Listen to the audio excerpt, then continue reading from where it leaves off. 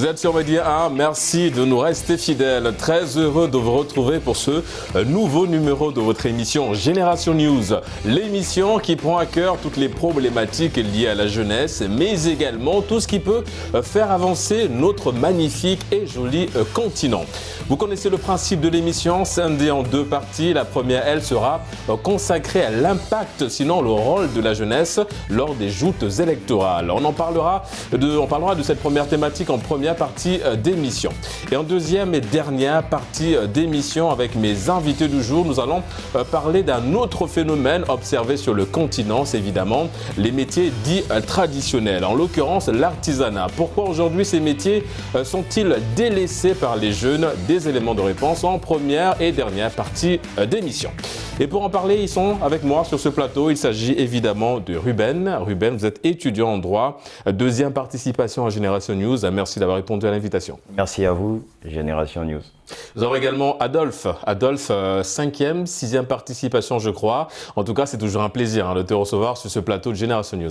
Le plaisir, il est partagé. Merci. Plaisir partagé également pour Elvis. Vous êtes un habitué de ce plateau de Génération News. Toujours un réel plaisir de te recevoir sur ce plateau de Génération News. Le plaisir est partagé, Régis. Les amis, nous allons à présent parler de ce qui nous concerne un petit peu, on va dire, sur le continent. On va parler des élections, des joutes électorales en l'occurrence. L'impact de cette jeunesse-là. Ruben, la question que j'ai envie de te poser avant évidemment d'entrer dans le vif du sujet, la présidentielle lors des élections de façon générale, est-ce que ça t'arrive toi d'aller te faire enregistrer et de voter, d'exprimer ta voix? D'accord, donc je vais en parler immédiatement. Mais bien avant, je voudrais déjà, pour les spectateurs qui nous regardent, revenir un peu sur le thème élection. Ouais. Donc l'élection ici, simplement dans son mot d'origine, signifie choisir. Donc élection, ou du moins élire, signifie simplement choisir une personne qui va nous représenter, que ce soit de manière directe ou indirecte. Alors, à la question de savoir si personnellement, que ce soit dans les joutes électorales, en matière présidentielle, législative, si je suis très partant, je dirais non. Parce que c'est vrai, j'aime bien tout ce qui est aspect politique, tout ce qui est en rapport avec l'élection, mais je préfère me réserver. Parce Pourquoi? que je suis parfois, Régis, tu sais, très, je vais dire, impartial. Ouais. Parce que j'ai une préférence pour tout le monde, tout comme je peux reprocher certaines choses à tout le monde. Donc, ce qui fait en sorte qu'aujourd'hui, à la question de savoir si je devrais choisir telle ou telle autre personne, franchement, c'est difficile, raison pour laquelle je préfère prendre des réserves et observer. Est-ce que c'est en fonction du programme des différents candidats aussi? C'est-à-dire, s'il n'y a pas effectivement ce programme où tu te retrouves, du coup, tu n'es pas motivé à l'idée d'aller voter? Oui, effectivement, parce que également le programme, il compte pour beaucoup. Il pèse pour beaucoup sur la balance au niveau électoral. Donc, je vais dire déjà, je suis quelqu'un qui est très difficile en matière de conviction, effectivement. Bon, donc, j'ai beaucoup de réserves à ce niveau. On va revenir effectivement sur ce point qui est très intéressant. Ces jeunes qui ont tendance à, on va dire, s'abstraindre d'aller voter. On va revenir un peu sur ce point. Adolphe, effectivement, une jeunesse qui n'est pas très motivée à l'idée d'exprimer sa voix, comment, on va dire, redonner goût à cette jeunesse-là pour aller dans les bureaux de vote? Pour redonner goût à cette jeunesse qui est démotivée aujourd'hui par certainement les programmes qui n'essaient pas avec leurs convictions, il faut inclure dans les projets de société des différents candidats des aspects qui sont liés à la jeunesse, notamment l'éducation, le sport, la culture et tout ce qui pourrait être intéressé par la jeunesse. Parce qu'aujourd'hui, quand on se rend un peu compte, on se rend compte que la jeunesse aujourd'hui occupe une place prépondérante dans les sociétés africaines. Ouais. Mais on ne peut pas faire une campagne présidentielle, sénatoriale, mais même locale, sans tenir compte de la vie des jeunes. Parce qu'aujourd'hui, les jeunes, c'est comme je vous ai dit, occupent une place majeure. Donc, il faut tenir compte d'eux. Qu'est-ce que les jeunes ils veulent? Où on veut amener les jeunes? Comment travailler avec ces jeunes-là? Donc, c'est tout un ensemble de mécanismes qu'il faudra prendre en compte et voilà, et à ces moments-là, ils pourront vous suivre et peut-être adhérer à votre projet. La question, je te la pose aussi, Adolphe. Oui. Je pars du principe que la majorité, l'âge, tu l'as dépassé déjà, en tout cas les 18 ans. Est-ce que du coup, ce sentiment d'exprimer cette fois-ci ta voix, de compter dans le choix, en tout cas de ces candidats-là, est-ce que toi, ça t'est déjà arrivé? Tu es déjà allé voter? J'ai déjà voté. Ma première élection, elle était législative, je pense que c'est 2018 au Gabon. Et donc, pour cette année, comme on est en année électorale, au Gabon notamment, je pense que s'il y a un candidat aujourd'hui dont le projet de société me parle, me tient à cœur, pourquoi pas aller exprimer ma voix par le biais d'un vote. Donc c'est aussi un devoir patriotique, surtout civil, de pouvoir remplir cette obligation-là. D'accord. Est-ce que les jeunes, Elvis, selon toi, sont un petit peu conscients justement de ce devoir civique? On a l'impression que les jeunes ne sont pas concernés. Alors c'est un peu à l'image de notre ami Ruben, mais il a donné ses raisons, mais on a l'impression qu'effectivement, beaucoup comme Ruben ne sont pas concernés, ne se sentent pas concernés par les élections. Oui, il y a des gens qui ne se sentent pas concernés pour aller voter, mais bon, ils ont leurs raisons. Ils ont leurs raisons. Des fois, c'est par rapport au leader, leur leadership. Des fois, ils n'approuvent pas ça, leur vision. Parce que pour te suivre, pour te voter, je dois connaître ta vision et ta vision doit me séduire. Après, je vais je vais te voter au fait. D'accord. Donc, c'est un peu ce que je tenais à dire. Parlons un peu de l'impact, mon cher Ruben. On parle d'une jeunesse sur un plan démographique qui est vraiment, on va dire, très important. En tout cas, cette partie-là est très importante. Comment aujourd'hui compter sur une jeunesse? Comment aujourd'hui faire de la jeunesse le fer de lance d'une Afrique qui a besoin de bouger? D'accord. Tu sais, Régis, aujourd'hui, les préoccupations des jeunes, elles sont très simples. Ils ont besoin de se nourrir, ils ont besoin de se vêtir, ils ont besoin de subvenir aux besoins de leur famille. Et donc, je pense que tout l'enjeu est là. Tout l'enjeu, il est là. Il faut vraiment les concerner et ça rejoint parfaitement ce que Adolphe a eu à dire il y a quelques minutes. Il faut vraiment que les jeunes se soient concernés autant pour moi par ce qui est mis en avant. Qu'est-ce qu'ils gagnent à voter ? Quel est leur intérêt d'aller aujourd'hui choisir telle ou telle personne par rapport au projet de société qui est présent? C'est par rapport à ce qu'ils ont justement attiré de là. Donc moi, je pense qu'il faut davantage mettre en avant des aspects, des projets. Il faut mettre davantage en avant ces politiques-là qui vont aller dans le sens de les concerner, de les convaincre sur le long terme, sur la longue durée, si je peux le dire ainsi. D'accord. Donc c'est ce que je pense. Oui, mais Adolphe, mais comment au sein des jeunes, comment ces jeunes doivent s'organiser? Parce qu'on a l'impression que beaucoup y vont de façon dispersée. Ok, d'accord, on doit impliquer la jeunesse, c'est un fait, c'est une réalité, mais comment cette jeunesse elle-même arrive à s'organiser? On a l'impression qu'il n'y a pas vraiment une bonne organisation autour de cette jeunesse-là. Comment justement les jeunes doivent eux-mêmes se motiver, s'organiser, mettre en place des plans d'action qu'ils vont présenter à ces autorités pour dire écoutez, on veut bien vous suivre, mais à condition de respecter ce plan d'action. On a l'impression que la concertation, elle est très loin d'être un point très important chez la jeunesse. Oui, c'est vrai, c'est un peu ce manque d'initiative qu'on peut déplorer aujourd'hui chez nous les jeunes. Mais ce n'est pas tant de notre part, c'est peut-être parce que ce que les candidats en face nous proposent ne sont pas en adéquation avec nos convictions. Oui, mais est-ce que ce n'est pas à la jeunesse de changer justement ça avec une concertation entre eux-mêmes? C'est vrai. On peut se concerter entre nous, mais si vous allez soumettre un projet et que ce projet n'est pas en adéquation également avec les projets du candidat, qu'est-ce qu'on fait? On est dans une impasse. Donc je pense que c'est lors de l'élection, des campagnes électorales, c'est au candidat de dévoiler son plan d'action, son projet de société, et c'est aux jeunes maintenant, au regard du plan d'action de société qui a été proposé par le candidat, ils vont se dire que peut-être que ce projet-là va avec nos convictions, et nous on va essayer simplement d'accompagner le candidat et peut-être qu'après on pourra trouver notre compte.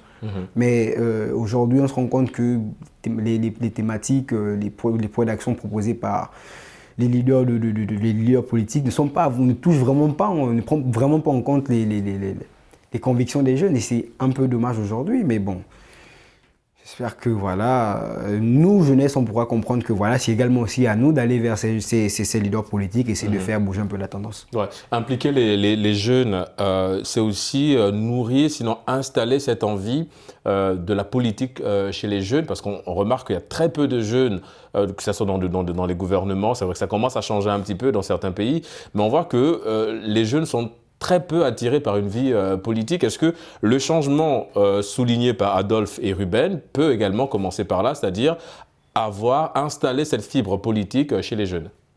Oui, c'est possible, mais bon, pour moi, je dirais qu'ils doivent d'abord adhérer à la vision. Si le leader il a une bonne vision, on le suit.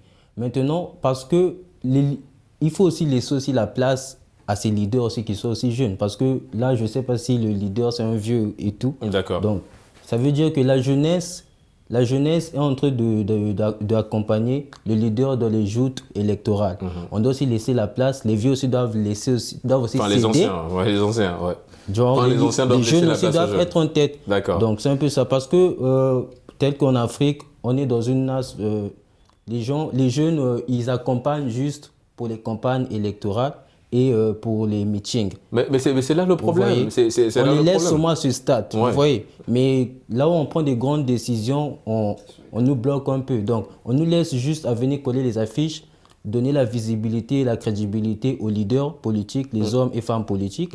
Mais on ne nous laisse pas être nous aussi ces leaders, en fait. D'accord. On nous coince un peu. Donc, c'est un peu ça. que je trouve. Ruben, au vu de ce que Elvis vient de dire, est-ce qu'on part dans un principe qu'on a plutôt une génération, malheureusement, qui se laisse facilement manipuler au service, on va dire, des différents candidats, mais pas une jeunesse qui essaie de rompre justement avec ces procédés-là?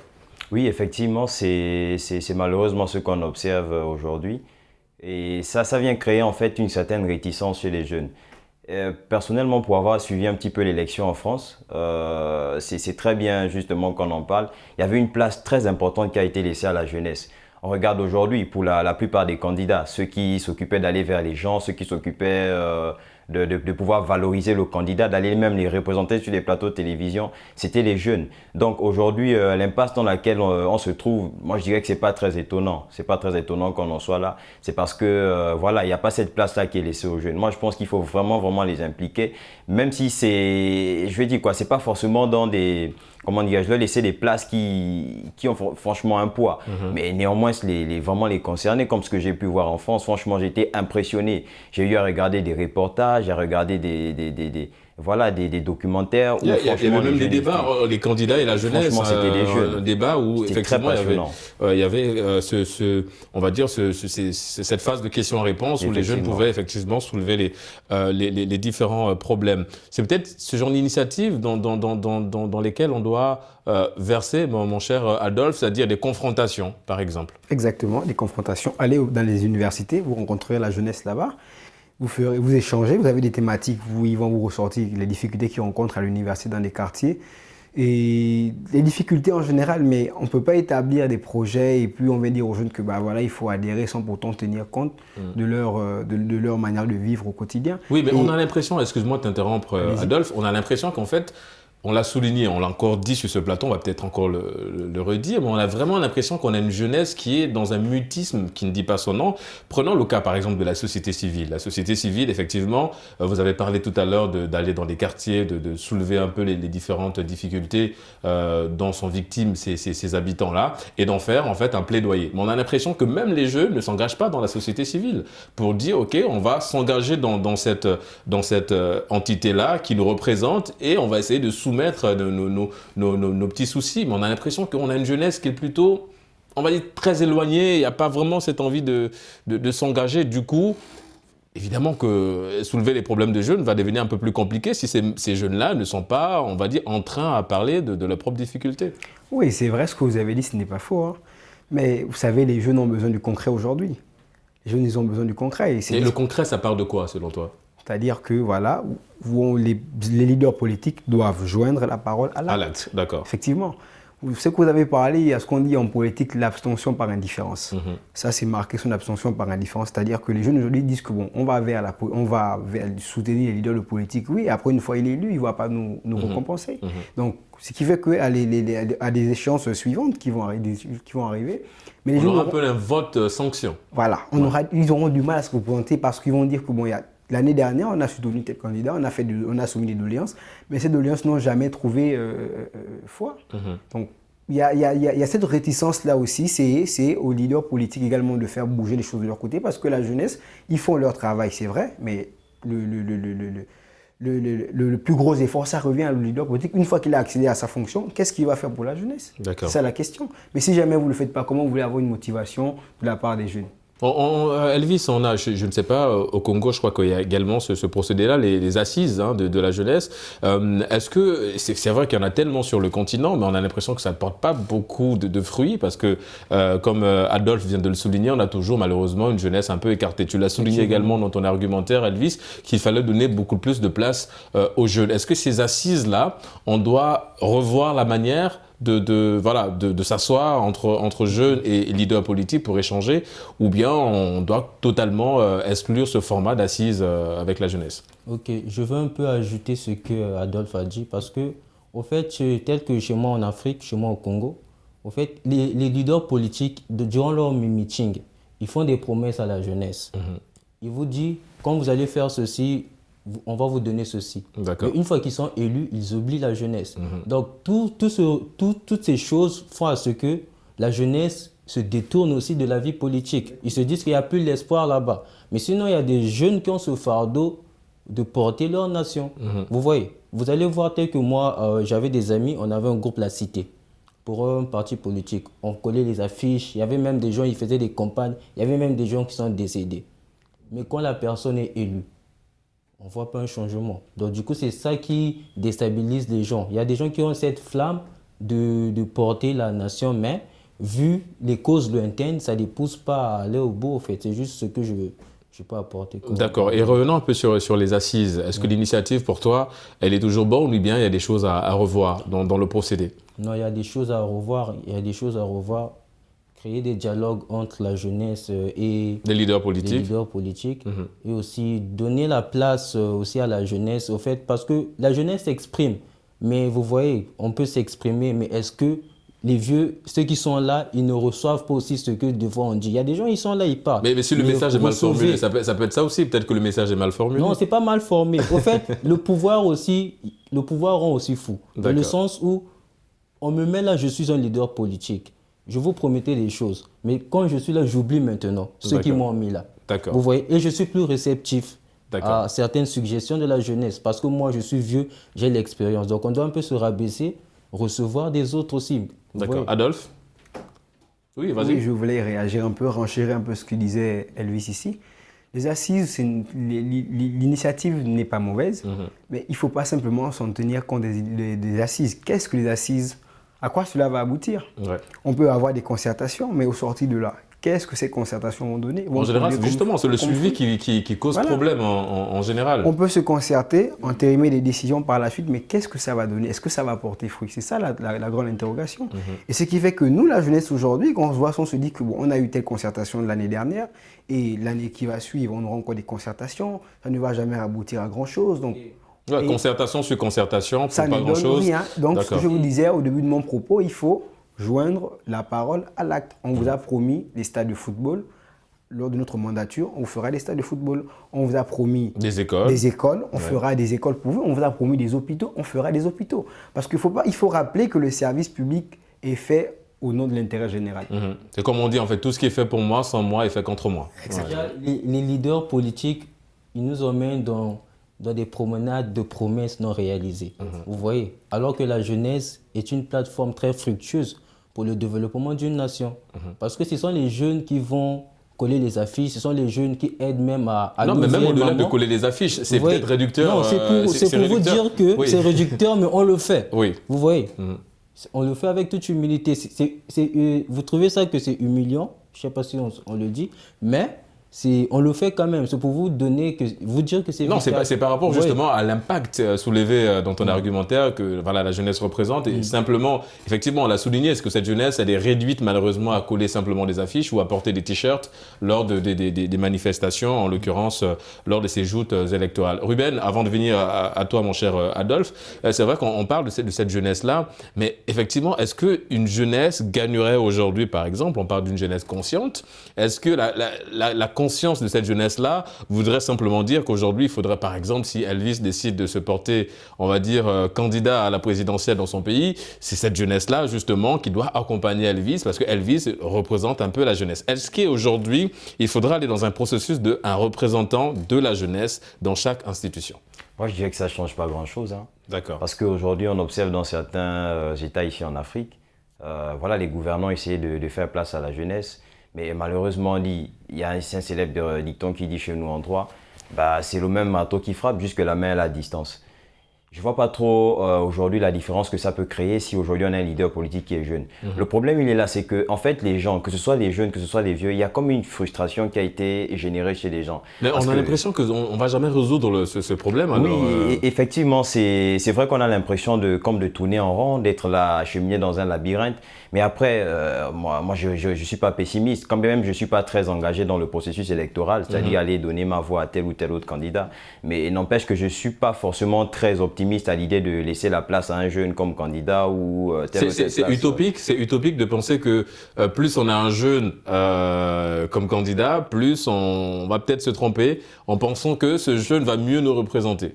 Bon, après, comme on le dit, c'est pas une fois à la tête du trône que la personne va changer. Parce que c'est vrai, le dirigeant politique n'est pas Dieu quand même. Mais n'empêche que si même avant de devenir voilà, la personne qu'elle veut être en termes de direction, la personne commence à poser des actes concrets, à se rapprocher des jeunes, à organiser voilà, des championnats de football, à donner des fournitures. Il y a ces petits gestes-là en fait, qui touchent les gens. Et moi, je pense que la campagne même, c'est-à-dire le processus électoral ne doit même pas commencer lorsqu'on dit voilà, à partir de telle date, il y a la campagne électorale.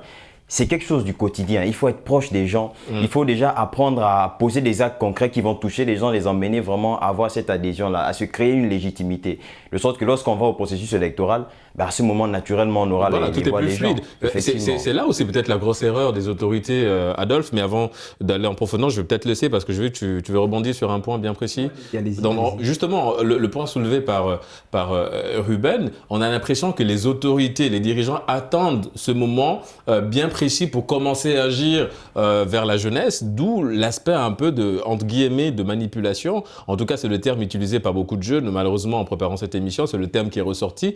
Mais pourquoi ne pas anticiper les choses? C'est-à-dire que si l'élection, c'est en 2022, on n'a pas à attendre 2022. On peut commencer déjà, justement, à rassurer les jeunes, à mettre en place des mécanismes, comme tu l'as souligné, pour justement emmener ces jeunes à adhérer facilement au programme. Ce qui fait qu'en 2022, lors de la présidentielle, c'est plus facile pour ces jeunes de savoir où j'irai balancer mon bulletin de vote. Enfin, dans quelle urne j'irai mettre mon bulletin de vote. Donc, l'erreur aussi, elle est là, mon cher Adolphe? Effectivement, c'est une erreur manifeste que il faudrait d'ailleurs souligner. Et c'est de plus en plus récurrent dans bon nombre de pays en Afrique. Aujourd'hui, on peut l'observer. Si l'élection a été déroulée en 2010 et on sait que 2015, c'est l'année de la fin de la mandature, mais c'est vers la fin de l'année 2015 qu'on se rapproche à faire des travaux et tout. Non, mais malheureusement, la jeunesse aujourd'hui, elle est de plus en plus consciente. Elle est de plus en plus instruite. On sait que ce sont des manœuvres delusives, c'est pour de manière obtenir un but et après nous laisser dans les mêmes situations et tout. Or, nous, jeunes, on n'a pas besoin de cela. On a besoin que vous nous accompagniez de manière quotidienne durant votre quinquennat, de votre septennat et ce que vous voulez. Mais on a besoin que vous nous accompagniez. Et comment cette jeunesse doit se comporter lors des joutes électorales? Est-ce que c'est une jeunesse qui doit justement, comme l'a souligné Adolphe, accompagner les candidats, ou bien c'est une jeunesse qui doit plutôt nager à contresens, de dire on ne vous accompagne pas parce que nous, on a un projet à vous soumettre? Est-ce que c'est un moment de dénonciation ou un moment de proposition lors des joutes électorales? Quelle est la position de la jeunesse? Est-ce qu'on dénonce? Est-ce qu'on propose? On fait des propositions. Tout à l'heure, vous avez parlé des initiatives de dialogue, il a signé le cas de la France notamment. Ça passe par le dialogue. Oui, on va faire un dialogue, des concertations. Mais le vrai problème n'est pas la concertation. Mais est-ce qu'à la fin de la concertation... C'est le suivi. Exactement. Qu'est-ce que cela va donner? Mais qu'une fois il est porté à la mandature suprême, ou ce que vous voulez, mais que ce qu'on a décidé ne puisse pas voir le jour. Et c'est un peu dommage. Et c'est de plus en plus récurrent en Afrique. Et nous, la jeunesse, on commence par se lasser. Alors que c'est nous, l'avenir de demain. L'avenir de demain. Ouais. On se rend compte que l'avenir de demain n'est pas justement pris en compte aujourd'hui. Ouais. Et vous êtes d'accord, mon cher Elvis? D'ailleurs, il y a un artiste franco-congolais que nous écoutons tous, Youssoupha, qui disait que lors d'une élection présidentielle, je cite dans l'une de ses chansons, L'enfer c'est l'autre en l'occurrence, qui disait qu'en fait, mettre en place, faire un plan, une stratégie de communication, je vais paraphraser un peu ce qu'il dit, faire une stratégie de communication en mettant la jeunesse en avant, c'est réussir sa stratégie à 50%. Vous êtes d'accord avec lui? Non, il n'a pas tort. Il n'a pas tort parce que je l'aime parce que c'est un gars de la révolte et il instruit aussi la jeunesse. Ouais, la révolte dans le bon sens, c'est beaucoup plus l'éveil de conscience. Oui, d'accord, oui. C'est un peu ça. Mais bon, vraiment, c'est un sujet très pertinent parce que la jeunesse déjà, au fait, la jeunesse occupe vraiment une grande partie pour le changement d'une nation. Donc, si les leaders nous font confiance, ils promettent, ils réalisent leurs promesses. Ça nous donne aussi, ça nous booste aussi au fait à faire plus, vous voyez. Donc, quand on propose des choses, ils doivent recevoir, aussi mettre en pratique. Le plan d'action, tu donnes la vision. Au cours de en fait, ils ne doivent pas juste attendre la période des élections. Ouais, c'est ce que Ruben a souligné. Pour faire certaines réalisations, en fait. Vous voyez. Donc, même avant ton mandat, tu peux déjà honorer ton pays, ta jeunesse, tu travailles. Comme on dit, la séduction, c'est pas uniquement pendant, c'est avant et après aussi. Donc, avant, pendant ton mandat et même après. C'est ça, en fait. Mais les gens, ils viennent, on le vote, il est là, il est élu. Après, il gère juste sa famille, il oublie même la jeunesse qu'il a mis là. Ce que je dis, j'ai vu ça, en fait. Donc, c'est pas nouveau. C'est un truc que j'ai vu, j'ai participé. Mais bon, après, on a laissé. Mais on baisse pas les bras, on a toujours la foi et tout. On a toujours la foi, les amis, effectivement, à ne pas baisser les bras. Adolphe l'a souligné, le fait d'aller voter, c'est un devoir civique. Il faut y aller également, mon cher Ruben. Ta voix compte, je te rassure, et que ça peut effectivement faire bouger les lignes. C'est l'heure pour nous de marquer une courte pause. On se retrouve dans une poignée de minutes pour la deuxième et dernière partie d'émission. À tout de suite.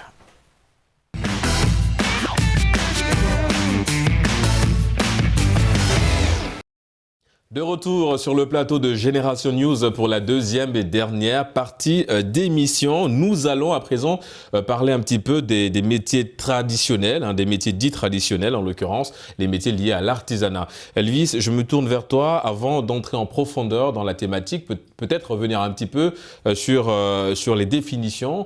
Qu'est-ce que tu entends par artisanat et les métiers traditionnels ? Mais concernant l'artisanat, déjà c'est un domaine d'activité très vaste. Dans lequel on fait des productions, des réalisations, des transformations, telles que le domaine de... on a la vannerie, on a la vannerie, la on poterie, a la sculpture, on a aussi la bijouterie, les fermeries et autres, en fait. C'est ce que j'ai comme définition. Alors c'est vrai que Ruben, on parle effectivement des métiers dits traditionnels, l'artisanat. Évidemment, ça part il a souligné la confection de beaucoup de choses à l'intérieur, que ce soit la poterie par exemple, qu'il faut fabriquer des vases et tout ça. Mais pourquoi on a l'impression que ces métiers jadis pratiqués par nos parents, par nos grands-pères, par nos papas, sont aujourd'hui un petit peu délaissés par les jeunes, malgré le legs, malgré la volonté des grands-parents de léguer, on va dire, cet héritage-là, mais on a l'impression que les jeunes ne sont pas intéressés à l'idée de se retrouver à fabriquer, par exemple, des paniers. Je suis d'accord avec toi, Régis, et c'est effectivement un constat qu'on peut faire aujourd'hui, c'est qu'il y a très peu de jeunes, même au-delà des jeunes, il y a très peu de personnes qui sont vraiment favorables à ces métiers. Mais moi, je dirais, pour ma part, la raison, elle est simple. Le monde, il est en train d'évoluer.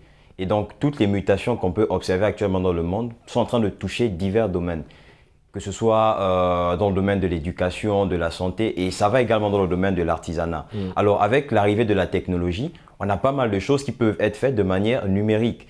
Donc, il y a l'impression 3D. Voilà, l'impression 3D notamment. Donc, certains des métiers, par exemple, qui ont été cités à l'instant par Elvis, pour beaucoup, ils se réfèrent aujourd'hui à l'ordinateur, à la technologie pour pouvoir obtenir certaines réalisations. Donc, pour moi, je dirais que c'est le facteur X, c'est l'élément déclencheur même je dirais un petit peu de ce sentiment-là qui amène les jeunes plus ou moins à être en retrait par rapport à ces métiers. Et Adolphe, par rapport à l'argumentaire de Ruben, ça voudrait dire que les métiers de la main vont bientôt disparaître au détriment, effectivement, de tout ce qui est numérique? Bon, pas totalement disparaître, mais on va quand même s'apercevoir que cela va quand même baisser voilà, effectivement, au détriment de nouvelles technologies, comme il a pu citer les trucs avec impression et tout ce qui va avec.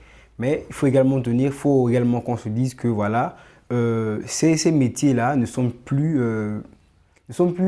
vraiment inculqués aux jeunes ou je ne sais pas trop quoi, mais ces métiers ne sont plus tellement pratiqués parce que bon, il y a des nouvelles technologies qui sont là, on peut tout faire à travers un ordinateur et puis on essaie de modifier quelque chose et tout. Mais c'est des trucs, voilà. Oui, mais est-ce que pour autant, est-ce qu'on gagnerait justement à suivre la tendance du nouveau monde, du monde 2.0, ou bien on garde jadis cette tradition-là? Tu portes un très joli boubou au passage, qui a été forcément fabriqué par un couturier, et tout ça, ça fait partie également des métiers de l'artisanat. Mais est-ce que la couture, par exemple, aujourd'hui, s'il fallait se retrouver dans un format d'une impression 3D, est-ce que le travail manuel n'est pas plus intéressant?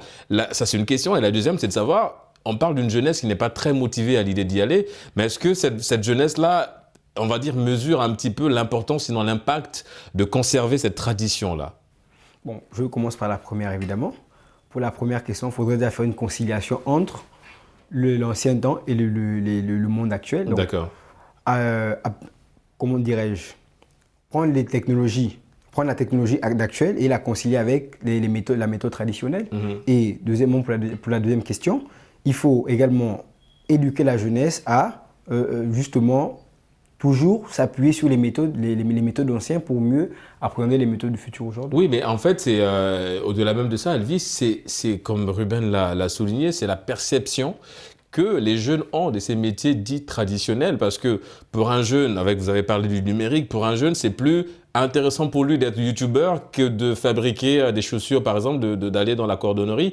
Ce qui fait qu'en fait, on a l'impression que ces métiers traditionnels deviennent un petit peu réducteur pour beaucoup de jeunes qui ne veulent pas s'exposer. Un jeune, par exemple, il estime que dans sa chambre, c'est plus facile pour lui d'avoir de l'argent que d'aller dans un marché, s'asseoir dans un kiosque et d'en faire un magasin où ils vendent des chaussures, par exemple. Oui, personnellement, j'adhère sur ce point parce que déjà, nous, les jeunes, on se dit que pour avoir un travail noble, il faut être dans un bureau, avoir une cravate, un costume. Alors que l'artisanat aussi, c'est un bon secteur, en fait. Je connais des artisans qui gagnent bien leur vie. C'est juste qu'il faut renouveler notre intelligence et notre mentalité, nos raisonnements. Et susciter l'intérêt aussi de la part des jeunes. Donc, mais comment y arriver? C'est là le problème. Adolphe a apporté une piste. Je reviens vers toi, mon cher Adolphe. Il apporte une piste, mais comment vraiment redonner goût aux jeunes, en tout cas en ce qui concerne ces métiers traditionnels, l'artisanat de façon générale? J'incite aux jeunes de continuer à travailler avec les stratégies techniques archaïques. D'accord. Mais d'aussi s'actualiser aux nouvelles technologies par rapport aussi aux moyens. Parce qu'il y a certaines personnes, ils demeurent dans les techniques archaïques, c'est par rapport peut-être à leurs moyens. Oui, mais est-ce que le grand-père Elvis, le grand-père qui est au village, vous pensez qu'il a de l'argent pour s'acheter une impression 3D? Vous voyez, donc c'est un peu ça. Ouais. Mais c'est à nous aussi de mieux concevoir aussi les choses, à ne pas négliger. Inciter les gens qui peuvent avoir les moyens à avoir des outils plus modernes, mais on ne peut pas négliger d'abord le domaine d'activité, le minimiser. On ne doit pas aussi négliger les techniques archaïques. Parce qu'il y a certaines choses, même, comment on appelle ça, la nouvelle technologie aussi ne peut pas résoudre. On a juste besoin aussi des choses archaïques. Vous voyez donc, c'est comme Adolphe a dit, c'est de faire un jumelage des deux pratiques. Oui, Adolphe? Donc, pour enchérir un peu ce que disait Elvis, il faut inculquer ça aux jeunes, inculquer ces valeurs, que voilà, c'est pas seulement celui qui réussit service, n'est pas seulement celui qui porte un costume, une cravate et tout, pardon. Déjà, chez nous, en Afrique, on a pour habitude de dire que ouais, celui qui n'a pas le bac dans la famille, c'est le raté. Or, tu peux bien réussir ta vie sans avoir un baccalauréat. Ouais. Tu peux bien gagner ta vie sans pour autant porter une cravate, un costume tous les matins dans un beau bureau. Ouais. Et ça, tu peux le faire après. Ouais. Le métier de l'artisanat, ce sont des métiers qui sont nobles. Il faut simplement apprendre aux jeunes que nous sommes que voilà, ces métiers sont des métiers importants, indispensables à la vie. Est-ce que là aussi, on va peut-être revenir, je reste avec toi Adolphe, sur l'impact et la perception des parents, nos parents africains tout simplement, parce qu'effectivement, tu l'as souligné, dire à papa ou à maman, écoutez, papa, maman, je vous aime bien, mais j'ai envie de devenir artisan et de fabriquer des statuettes dans un marché parce que c'est une passion, c'est quelque chose, je me sens investi de cette mission-là. Tout de suite, évidemment, la réponse peut être, on va dire, mal accueillie, en tout cas la proposition va être très mal accueillie par les parents. Oui, effectivement, pour certains parents et pour d'autres, ils pourront vous comprendre. Vous imaginez, on vous envoie à l'école depuis quasiment la maternelle jusqu'à l'université, vous dites à vos parents que vous voulez peut-être devenir artisan. On va vous dire, qu'est-ce qu'il a dans la tête celui-là? Ouais. Vous voyez? Mais or, c'est des métiers qui sont nobles. Il y a par exemple, des gens qui taillent des pierres, par exemple, qui en font des belles sculptures. Des sculpteurs. Mais c'est magnifique. Ouais. C'est pourtant ces gens qui ne vont pas dans des bureaux. Ils participent à l'épanouissement de la société aussi. Parce que n'oubliez pas que dans la société, tout le monde joue sa partition. Le peintre, le maçon, c'est le mec qui est au bureau, mais tout le monde joue sa partition. Exactement. Donc, il faut on a besoin de tout le monde. Exactement. Voilà. Donc il faut, c'est l'éducation. C'est l'éducation. Ah, exactement. C'est vrai que s'il n'y avait pas de couturier, voilà, tu n'auras pas tu n'aurais pas eu ce joli... Exactement, donc ça part de l'éducation, de ce qu'on t'inculque à la maison et de l'accompagnement aussi des parents aussi. D'accord. Il faut y croire ce que tu veux. On revient sur l'aspect tradition. Ruben, si tu veux bien, Adolphe l'a souligné, en Afrique, on a nos réalités. Et pour les gens qui sont dans tout ce qui est artisanat et qui exploitent le bois, en Afrique, il y a une tradition avant même de commencer à travailler le bois. Il y a un rituel qu'il faut faire, même lorsque vous allez en forêt pour couper le bois. Il y a un rituel qu'il faut faire où on parle aux ancêtres pour demander une forme d'autorisation pour travailler sur le bois. Parce que de ce qu'on sait, de ce que nos parents nous ont aussi légué comme histoire, comme héritage, c'est qu'en fait, il y a des génies qui protègent la forêt et avant d'y aller, il faut discuter avec eux pour on va faire une sorte d'autorisation. Est-ce que si la jeunesse aujourd'hui décide de ne pas y aller, de ne pas s'investir dans les métiers de l'artisanat, c'est quelque part oublier son histoire? Oui, en quelque sorte. Et pour un peu paraphraser le célèbre journaliste Alain Foucault, un peuple sans histoire, c'est un peuple qui quasiment n'a pas de traces. Et donc, moi, je pense qu'aujourd'hui, il est nécessaire, c'est vrai, que les jeunes puissent recevoir ces valeurs-là. Adolphe l'a dit, il faut qu'on puisse leur inculquer cela, il faut qu'ils puissent avoir l'accompagnement nécessaire. Mais tu sais, Régis, moi je préfère être réaliste. Le monde, il est en train d'évoluer. Regarde, aujourd'hui, on a parlé du boubou d'Adolphe. C'est vrai, il est très joli, il a été confectionné. Mais quelques années en arrière ou bien quelques siècles en arrière, la manière dont ça a été confectionné, ce n'est pas le même procédé qu'on utilise aujourd'hui. Exactement, parce qu'aujourd'hui, il y a des machines. Il y a des machines. Avant, c'était vraiment le travail à la main qui te prenait des années. Ouais, le manuel qui te prenait des années. Et donc, pour rester franchement attaché à la réalité, d'ici quelques années, c'est clair que tout ce qui est de la manufacture va tendre à disparaître pour laisser la place, bien évidemment, à tout ce qui est automatisé et robotisé. Donc moi, je préfère rester optimiste, réaliste, je peux le dire ainsi dans ce sens. C'est vrai, il faut une certaine transition, un certain accompagnement entre les pratiques manuelles ou manufacturelles. Mais est-ce que justement cette transition, elle est bien faite? Ah non, c'est clair que la transition, elle n'est pas bien faite. Parce que franchement, je dirais que vu comment le temps il évolue, on s'est tous un peu vu surpris de se dire, tiens, quelques années en arrière, ce métier il était pratiqué de telle manière, mais aujourd'hui c'est plus la même chose. Donc je trouve que la transition, elle n'a pas été respectée et on ne va pas non plus revenir sur cette transition. Mais n'empêche qu'aujourd'hui, il faut qu'on soit à même, nous les jeunes, de trouver un certain équilibre entre la technologie qu'on a aujourd'hui, entre les métiers d'autrefois qui étaient pratiqués d'une certaine manière. Donc on doit essayer de trouver un équilibre, ne pas juste accepter de subir la technologie, mais vraiment trouver cet équilibre-là, parce qu'on sait, c'est vrai, d'ici quelques années, ce sera différent. Mais n'empêche que ce qui est fait à la main reste naturellement... On parle de jeunesse africaine. Adolphe, au Nigeria, il y a un jeune, alors c'est une magnifique success story, c'est un jeune Nigérien âgé de 22 ans à l'époque quand il a démarré. Il s'est lancé effectivement dans... lui, ce qu'il faisait le recyclage des vieilles chaussures. C'est-à-dire, si Ruben n'a plus envie de porter une chaussure, le jeune, il vient, il récupère, Uche il s'appelle, il récupère les vieilles chaussures qu'il va en tout cas donner une seconde vie à ces paires de chaussures là, mais tellement bien on va dire c'est tellement bien fait qu'on a l'impression que la chaussure elle est toute neuve. Et aujourd'hui il a vraiment des magasins, il a une véritable industrie et il est aujourd'hui considéré comme étant l'un des milliardaires de ce pays qui est le Nigeria. C'est un exemple de réussite. Est-ce qu'aujourd'hui sur le continent pour motiver davantage des jeunes à embrasser ces métiers de l'artisanat, il va falloir avoir ce genre de success story? Oui, parce que ce sont des preuves qui sont déjà encourageantes et ça peut inciter beaucoup de jeunes à s'immiscer dans cette voie-là également aussi. Peut-être pas faire le même projet, mais... Oui, exactement, peut-être pas ne pas faire le même projet, mais s'inspirer de lui pour faire d'autres choses. Mais évidemment, ce n'est pas tout. Il faut également accompagner ces idées-là par des projets d'encadrement structurel. Et ça passe par des politiques gouvernementales. Et c'est souvent à nos dirigeants aussi de nous aider un peu, de mettre un peu la main à la pâte en disant que pour notre jeunesse, celles de ceux qui ont le désir de innover, entreprendre, et voici, on vous accompagne de cette manière. Exactement, et c'est dans ces choses-là que les jeunes pourront sortir la tête de l'eau et pouvoir entreprendre. Oui, parce que quand on parle de l'entrepreneuriat, c'est vaste. C'est tous les secteurs d'activité, y compris l'artisanat. Et c'est également mettre en place des mécanismes, comme vous l'avez dit, d'accompagnement pour des jeunes qui décident de faire briller effectivement ce secteur-là. Parce qu'au-delà d'avoir un Master 2 en droit, c'est le cas peut-être pour vous ici sur ce plateau, mais ce serait bien aussi d'avoir un peu, comme on dit, une seconde passion. Et cette seconde passion peut devenir un métier plus tard dans le domaine de l'entrepreneuriat. Mais malheureusement, cette seconde passion, elle est très loin aujourd'hui de converger vers l'artisanat, mais beaucoup plus vers le numérique. Donc on veut devenir youtubeur, on veut être créateur de contenu, ce qui n'est pas mauvais. Hein. Aujourd'hui, comme vous l'avez dit, on marche avec l'air du temps, mais ce serait bien de revenir aussi un petit peu dans le passé et de dire, ok, il y a des métiers qui ont été valorisés par nos parents, et ce serait bien également d'y aller. Revenons et parlons des parents. C'est vrai que beaucoup veulent léguer, en tout cas le grand-père qui arrive à fabriquer une corbeille à linge avec évidemment du raffia, qui est une matière très utilisée en Afrique centrale.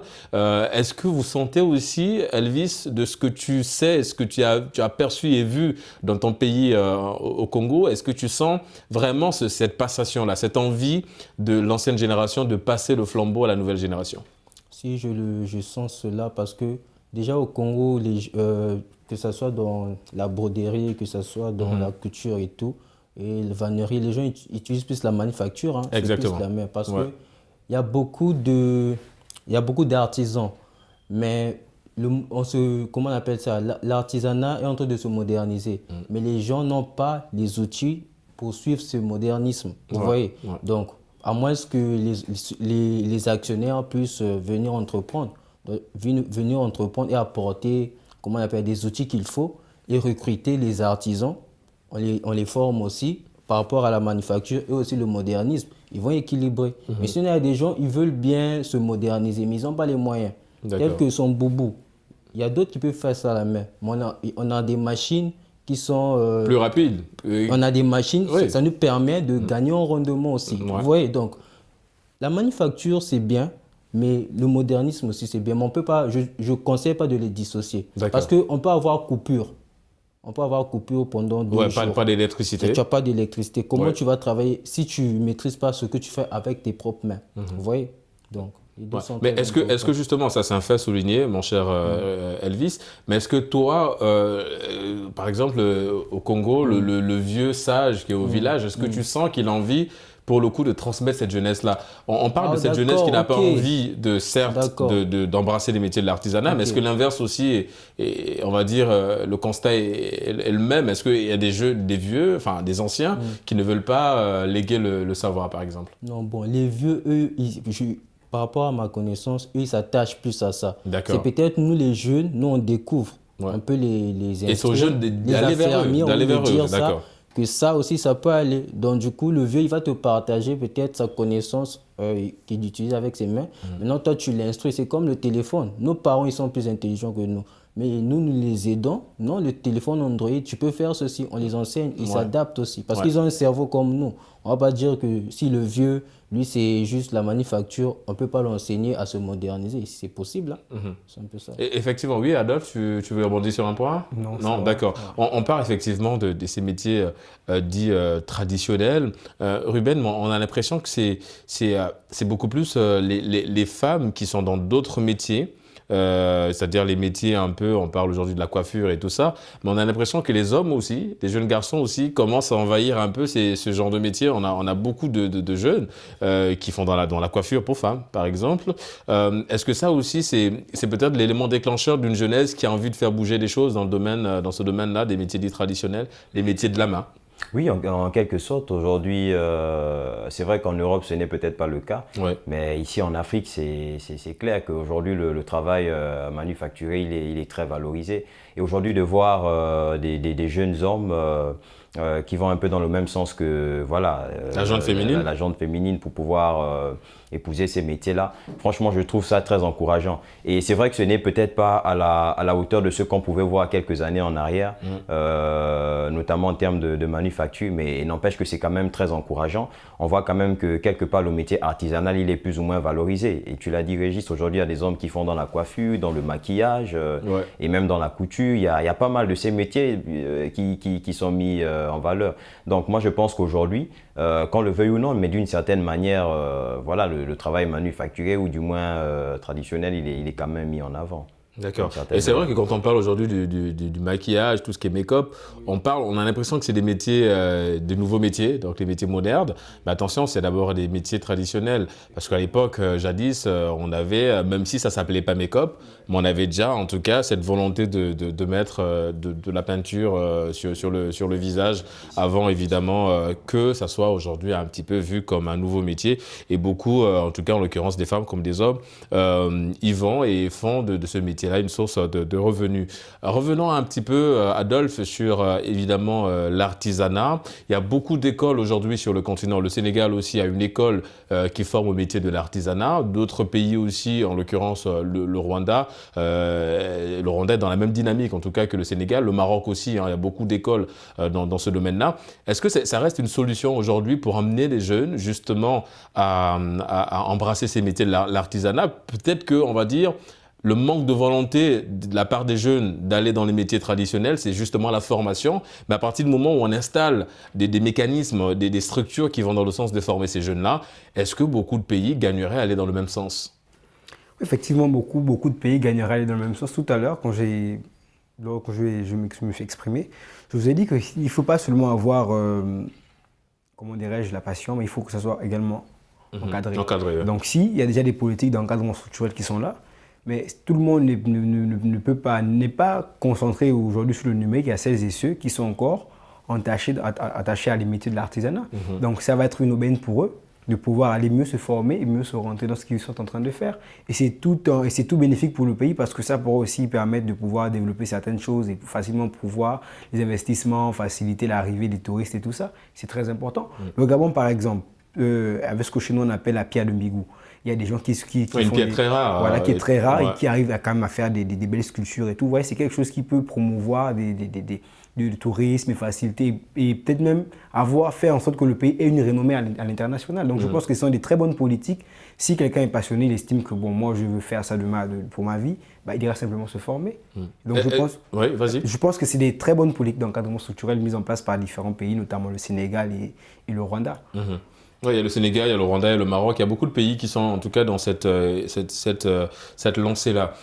Ruben, on parle aujourd'hui, il y a un autre, j'ai envie de dire, un événement plutôt intéressant, c'est le retour du patrimoine de beaucoup de pays sur le continent, que ce soit le Congo aujourd'hui, la Belgique a décidé de rendre, en tout cas de restituer le patrimoine congolais. Il y a beaucoup des masques africains qui se retrouvent dans des musées en Europe. Et d'ailleurs, le film que vous avez tous regardé, Black Panther 1, est revenu un peu sur on va dire, ce combat-là qui consiste à un retour de nos propriétés culturelles dans ce domaine-là. Est-ce qu'aujourd'hui, le fait aussi que la jeunesse décide de s'engager dans la valorisation des métiers de l'artisanat, est-ce que quelque part aussi, c'est pas ce combat qu'ils sont en train de remettre au goût du jour? Est-ce que c'est pas aussi ce combat pour lequel ils gagneraient justement à se battre pour le retour de nos biens sur le continent? Tout à fait. Et je dirais même que voilà, c'est des signes précurseurs, c'est des éléments qui aujourd'hui motivent pour la plupart la jeunesse. On a vu le cas du Bénin, il y a pas mal de trésors qui ont été restitués. Le cas de la République démocratique du Congo, notamment, il y a la dépouille de Patrice Lumumba qui a pu être restituée dernièrement. Donc il y a pas mal d'événements comme ça qui aujourd'hui, je vais dire, seraient des signes précurseurs, qui seraient aujourd'hui des éléments sur lesquels les jeunes pourraient s'appuyer pour pouvoir se lancer justement dans la valorisation de ces métiers traditionnels aujourd'hui. Mais après, il y a un souci, Régis. Regarde aujourd'hui, quand bien même il y a des artisans, il y a des sculpteurs, il y a des vanneurs, il y a tout ça, mais combien de personnes, par exemple, viennent acheter de tels produits aujourd'hui? Et ça également, ça pose un problème. C'est vrai, il y a des politiques d'accompagnement qui sont mises en place. Tu l'as dit, Adolphe. Il y a aujourd'hui une certaine motivation chez les jeunes, notamment avec la restitution du patrimoine par l'ancien colon. Mais après, lorsque ces métiers-là ils sont mis en place, lorsque ces objets sont produits, mais combien de personnes les achètent? Combien s'en procurent? Aujourd'hui, on peut visiter des maisons, rendre visite à des proches, à des parents, mais combien chez eux ont même une statue, quelque chose du genre? Il y en a très peu. Donc, vous voyez que c'est des métiers, je ne vais peut-être pas dire qu'ils vont disparaître en tant que tels, mais je suis en train de dire qu'on est obligé de s'adapter au temps. Ouais. Parce que, franchement, je dirais du coup, les politiques du consommer local ne portent pas encore leurs fruits, selon toi, dans ce sens-là? Bon, en quelque sorte, malheureusement, c'est le cas en Afrique. On consomme très peu de ce qui est local. Et ça ne va pas juste dans le domaine alimentaire. Ça touche quasiment tous les domaines. Ouais. Regardez même dans le domaine de la sculpture toujours. Regardez les meubles qu'on a chez nous. Les chaises, les tables et tout ça. Pour la plupart, c'est des produits qui sont importés, alors qu'il y en a qui ont produit sur place, mais c'est de l'excellente qualité. Et après, il y a aussi un autre facteur. Au niveau du tarif, on a produit, mais après, ça coûte combien? Je vous prends un exemple particulier. J'étais au Gabon récemment. Il y a ce qu'on appelle les chips. C'est produit localement, mais quand tu regardes le tarif qui t'est proposé par rapport à ce qui est importé, naturellement, tu vas te tourner vers la deuxième proposition. Ouais, c'est vrai que c'est bien de le faire, mais la politique du prix, Adolphe, c'est une question plutôt pertinente sur laquelle il va falloir s'arrêter. En tout cas, les autorités ou bien même les artisans doivent se dire, ok, bon, c'est bien de fabriquer, mais c'est bien de proposer un prix accessible à toutes les bourses. Toutes les bourses, effectivement. Parce que comme il disait tout à l'heure, on a du mal, on ne peut pas comprendre qu'un produit qu'on prend à l'étranger, il coûte moins cher que celui qu'on produit localement, même pas des milliers de kilomètres, qui est produit sur place. Prenons le cas par exemple du Gabon, il y a des produits qui sont produits sur place à Libreville, mais des produits qui sont importés par exemple du Brésil, de Dubaï et tout, mais ça coûte moins cher que ce qui est produit à Libreville. Comme on m'a expliqué, c'est ce qui fait en sorte que les populations se tournent vers ce qui vient de l'extérieur au détriment de ce qui est produit localement. C'est encore une fois, aux autorités compétentes de pouvoir un peu essayer de régulariser, tout à l'heure on parlait de concertation, de faire une concertation avec les artisans et de voir comment on peut harmoniser le prix pour que tout ça soit à la portée des bourses. Et de ramener effectivement les jeunes dans ce domaine de l'artisanat. Les amis, nous sommes arrivés au terme de cette émission, ça allait très vite. On remercie Elvis, merci d'avoir participé à Génération News. Je rappelle que tu es étudiant en génie civil. Ça a été un plaisir de te recevoir sur ce plateau de Génération News. Merci. Ça a été également un plaisir, Adolphe, étudiant en droit. Merci d'avoir répondu à l'invitation lancée par Midi 1, en l'occurrence Génération News. Merci. Et Ruben, ça a été un plaisir également de te recevoir sur ce plateau de Génération News. Vous l'aurez compris, c'est la fin de cette émission. Merci de l'avoir suivi. On se donne rendez-vous samedi prochain pour d'autres thématiques liées à la jeunesse. D'ici là, n'oubliez pas, quoi qu'il arrive et quoi qu'il advienne, gardez le sourire en compagnie de nos programmes.